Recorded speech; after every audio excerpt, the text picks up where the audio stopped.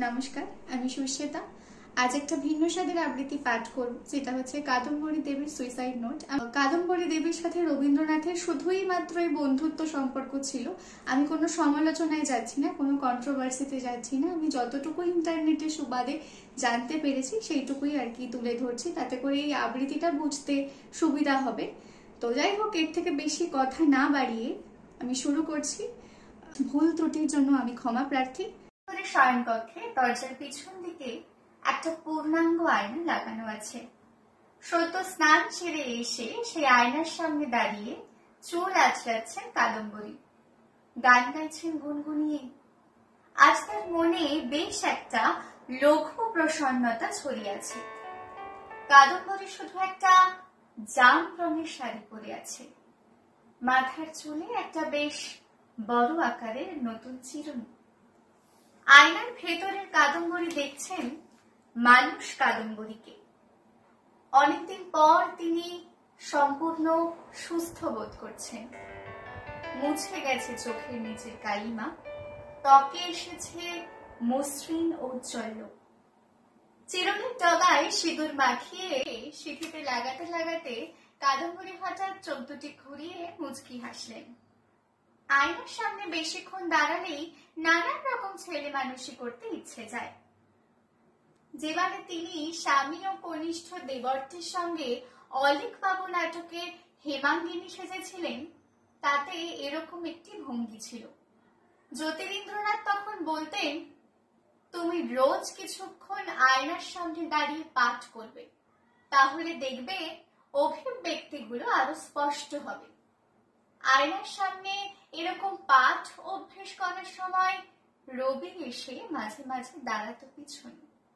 এরকম চোখ মুখ ঘোরানো ও ওষ্ঠ টেপা হাসিটি দেখেই সে লিখেছিল, কটাক্ষে মরিয়া যায়, কটাক্ষে বাঁচিয়া ওঠে, হাসিতে হৃদয় জোরে, হাসিতে হৃদয় টুটে। বলতেন, রবি, তুমি ছেলেদের সঙ্গে মেশো না কেন?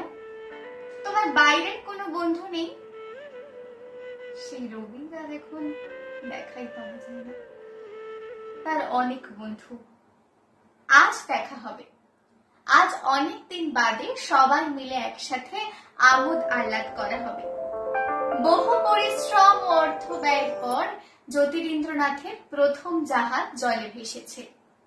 সাত করে নাম রেখেছেন সরোজিনী, তার সবচেয়ে বিখ্যাত নাটকটির নাম।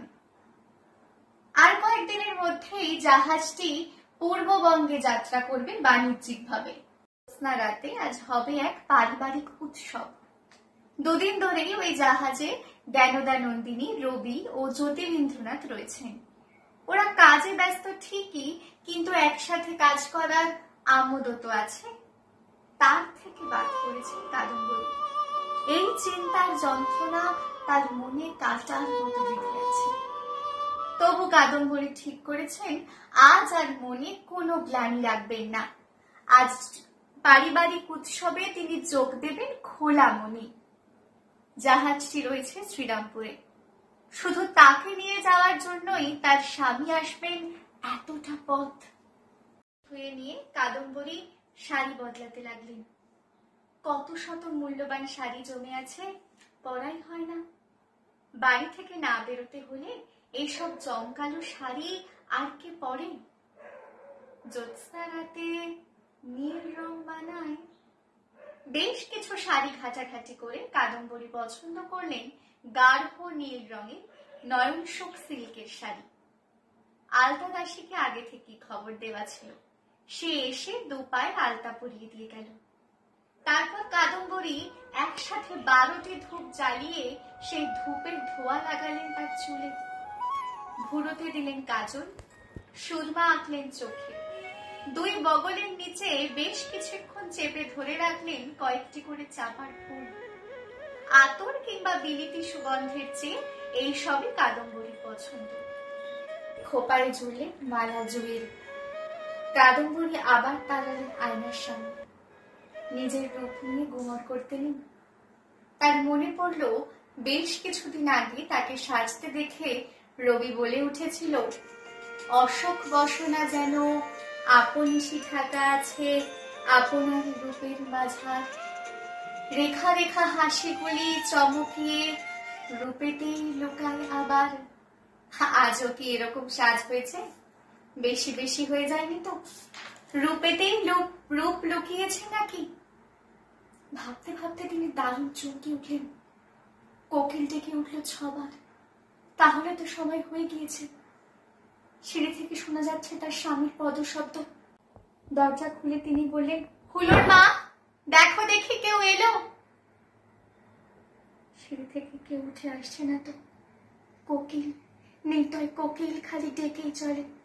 কাদম্বরী ছটফটিয়ে বারবার ঘর আর বার করতে লাগলেন। জ্যোতিরিন্দ্রনাথ আজ আসবেন না এ কথা তিনি বিশ্বাসই করতে পারছেন না। আসবেন, তিনি ঠিকই আসবেন, যতই দেরি হোক।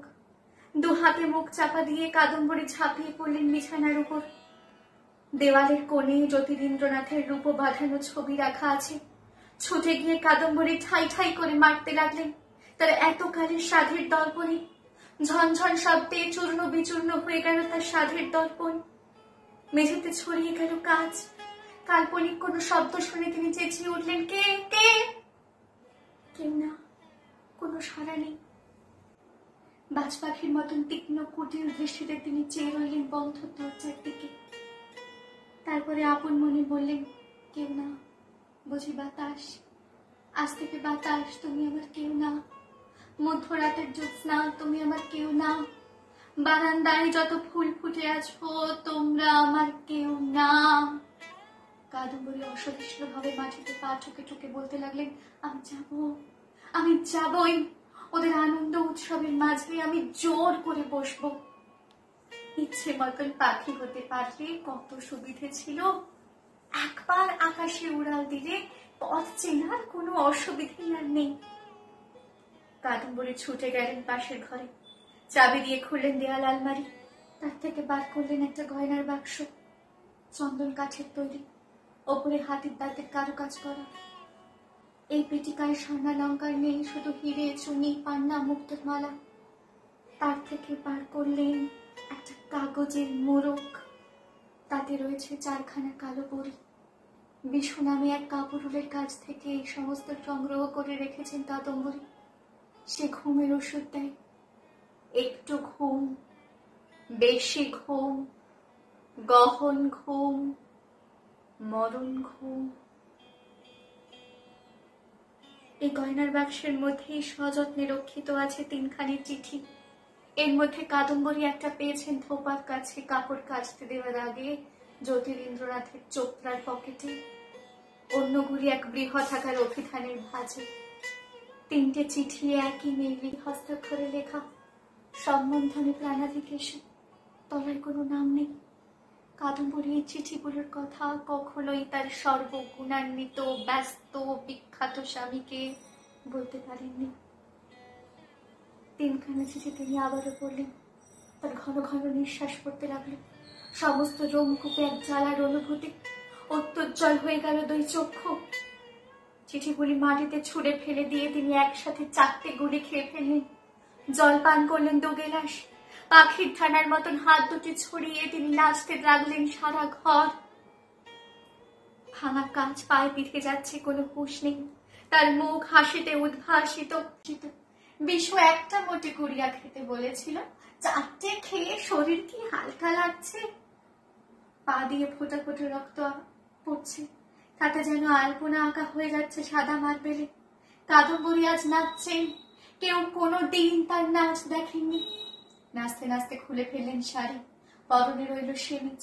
ছুঁড়ে ফেললেন তার হাতের বালা, গলার হার, কানের দুল, খোপার ফুল। গাইতে লাগলেন একটা গান। তার খুবই অস্পষ্ট, কথা বোঝাই যায় না।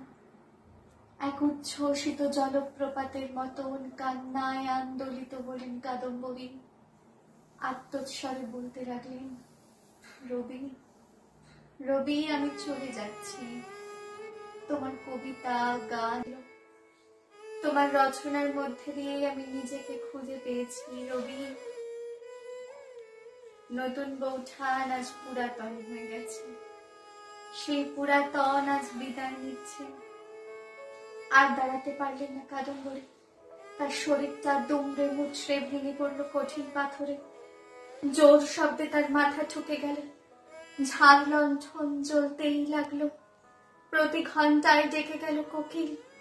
খোলা জানলা দিয়ে বাতাস ঢুকে খেলা করতে লাগলো এক নিষ্পন্দ শরীর ঘিরে। নমস্কার।